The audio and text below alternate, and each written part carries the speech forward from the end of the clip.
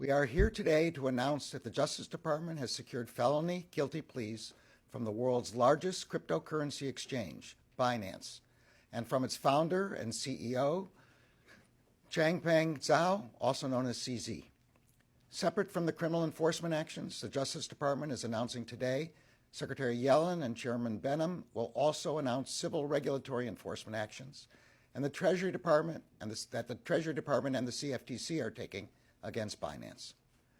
While criminal and civil enforcement actions are subject to different legal standards, this collective effort represents the whole of government approach that we are taking to combat corporate crime. Binance has agreed to plead guilty to willfully violating the Bank Secrecy Act, knowingly failing to register as a money transmitting business, and willfully violating the International Emergency Economic Powers Act. These laws ensure that our financial institutions are not available to designated terrorist organizations, drug traffickers, and sanctioned nation states that threaten public safety and our national security. The Justice Department is requiring Binance to pay $4.3 billion in penalties and forfeitures. This is one of the largest penalties we have ever obtained from a corporate defendant in a criminal matter. The Justice Department is also imposing a monitorship as well as reporting requirements on Binance as part of today's resolution. Moving forward, Binance must file the suspicious activity reports that were required by law. The company is required to review past transactions and report suspicious activity to federal authorities.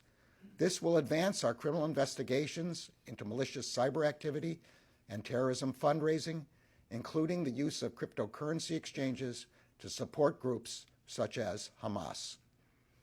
While this historic plea is an important measure of accountability, we know that corporations only act through the individuals who run them.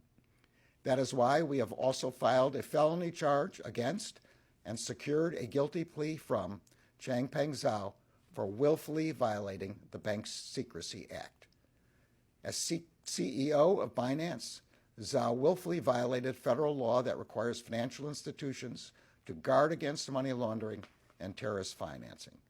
Zhao, who resides outside of the United States, entered his plea in person in the United States District Court for the Western District of Washington earlier today. In August 2017, Zhao founded Binance as a platform where users could trade in cryptocurrency. But from the very beginning, Zhao and other Binance executives engaged in a deliberate and calculated effort to profit from the U.S. market without implementing the controls that are required by U.S. law. Zhao and Binance attracted and built a substantial U.S. customer base. Almost 2 years after Binance's founding, Zhao told senior management that the U.S. market represented 20 to 30% of the company's potential revenue. Serving these U.S. customers meant that Binance was a U.S. financial institution. U.S. financial institutions must comply with U.S. law. Zhao and other senior management at Binance understood this. They understood that the company was required by U.S. law to register with the Treasury Department as a money services business.